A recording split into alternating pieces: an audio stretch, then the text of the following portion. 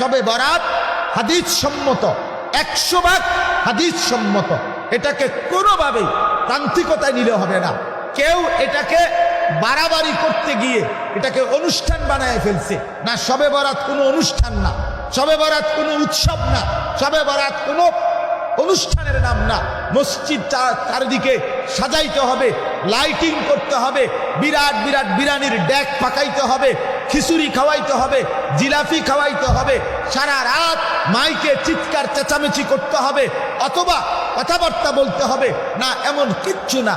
ইনফেরাদি, একান্ত ব্যক্তিগতভাবে আমি আমার মতো, আপনি আপনার মতো সারা রাত যার যতক্ষণ সামর্থ্যে কুলা জেগে নামাজ পড়েন, জিকির করেন, সেজদা দেন, তেলাওয়াত করেন, কোরআন পড়েন, দোয়া করেন, কান্নাকাটি করেন, আপনার মতো করে আপনার মুনিবের সাথে সম্পর্ক করে রাতটা আপনি ইবাদতে কাটান, অবশ্যই আপনি অপরিসীম নেকি অর্জন করবেন, লাভবান হবেন, লাভবান হবেন।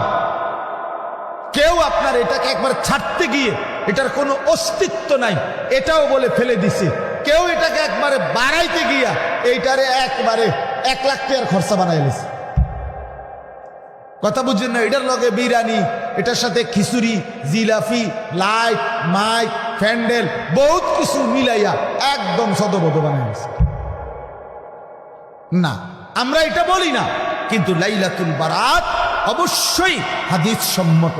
রাসূলুল্লাহ সাল্লাল্লাহু আলাইহি ওয়াসাল্লাম থেকে বিশুদ্ধ সনদে রাসূলুল্লাহ সাল্লাল্লাহু আলাইহি ওয়াসাল্লাম থেকে লাইলাতুন নিসফে মিন শাবান, শবে বারাত যেটাকে বলে, এটা প্রমাণিত, এ সম্পর্কিত হাদিস প্রমাণিত।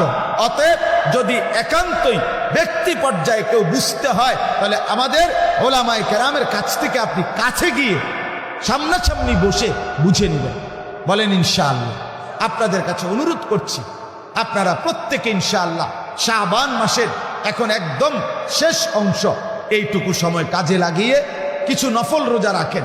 চেষ্টা করেন আগামীকাল শনিবার, তারপর দিন রবিবার, তারপর দিন সোমবার। মজার বিষয় হলো একটা দারুণ সুযোগ, যারা বুঝের মানুষ আছেন, মা চাচিগরেও বলিয়েন, এই 3টা রোজা রাখেন, এই 3 দিন টানা রোজা রাখেন।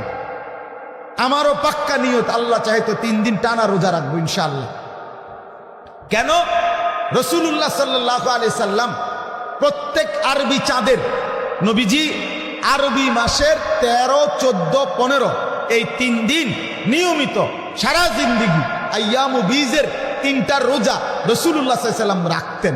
তাহলে আপনি যদি এই 3টা রোজা রাখেন, ওই নবীজির এই সুন্নাত আমল এটা আপনার আদায় হবে। আবার নবী সাল্লাল্লাহু আলাইহি সাল্লাম লাইলাতুন নিসফে মিন শাবানের ব্যাপারে বলছেন, কুমু লাইলাহা আসুমু ইয়াউমাহা, তোমরা রাত্রিটা ইবাদতের জন্য জাগো আর পরের দিন রোজা রাখো। তাহলে ওই 15 তারিখ রোজা, তাহলে সোমবারের রোজাটা রাখলে আপনি রাসূলুল্লাহ সাল্লাল্লাহু আলাইহি সাল্লাম যে লাইলাতুল বারাতের পর দিন একটা রোজা রাখতে বলছে, এটাও এই 3টার মধ্যে আদায় হয়ে যাবে। এই হলো 2টা লাভ হইল। এরপরে রাসূলুল্লাহ সাল্লাল্লাহু আলাইহি সাল্লাম প্রত্যেক সোমবার দিন নবীজি সাল্লাল্লাহু আলাইহি সাল্লাম রোজা রাখতেন। সোমবারে নবীজিকে জিজ্ঞেস করছে, আপনি সোমবারে নিয়মিত রোজা রাখেন কেন?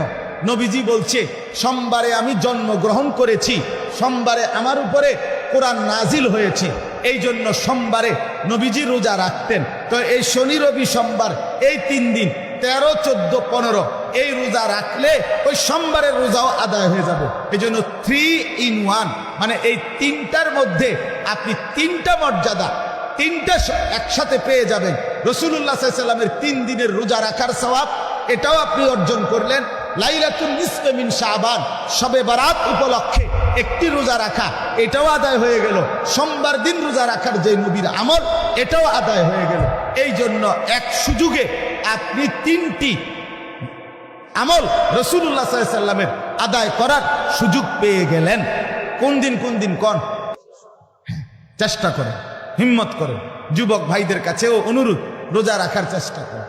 শুধু মাহে রমজান গুরুত্বের সাথে রোজা রাখো ভাইয়া, সোমবারে রোজা রাখো, বৃহস্পতিবারে রোজা রাখো। নওজোয়ান, বিশ্বাস করলাম নিজের চরিত্র, নিজের আখলাক, নিজের যৌন চাহিদা, নিজের শাহওয়াত, নিজের কামনা বাসনা নিয়ন্ত্রণের জন্য রাসূলুল্লাহ সাল্লাল্লাহু আলাইহি সাল্লাম বলছে রোজা সর্বাধিক উপযোগী একটি কার্যকর মাধ্যম। রাসূলুল্লাহ সাল্লাল্লাহু আলাইহি সাল্লাম বলছে যে ব্যক্তি নিজের শাহওয়াত, নিজের লজ্জাস্থানের চাহিদা, নিজের যৌন চাহিদা নিয়ন্ত্রণ করতে চায়, নবী সাল্লাল্লাহু আলাইহি সাল্লাম বলছে সে যেন রোজা রাখে। সে যেন কি রাখে? এই জন্য নষ্ট না হয়। নষ্ট হলে তো নষ্টই হয়ে গেল, জোয়ারের সাথে ভাইসা গেলে তো ভাইসাই গেলাম। তো প্রতিকূলে টিকে থাকা যদিও একটু কঠিন, কিন্তু একদিন সফলতা তাদেরই পদচুম্বন। এই জন্য আমরা একটু প্রতিকূলে আসি, স্রোতের সাথে ভেসে না যায়। এই সমাজের লক্ষ কোটি মানুষ স্রোতের সাথে ভেসে গেছে বাপ। তাই বলে কিছু মানুষ তো স্রোতের প্রতিকূলে আল্লাহকে নিয়ে, রসুলকে নিয়ে, আখেরাতকে নিয়ে ব্যস্ত হওয়া উচিত। উচিত কিনা বলে তো আল্লাহ তাআলা আজকের এই মাহফিল কবুল করেন। আজকের এই 2 দিনের ইন্তজামের মধ্যে আল্লাহ তাআলা বরকত দান করেন। মাদ্রাসাখানা আল্লাহ তাআলা কবুল করেন।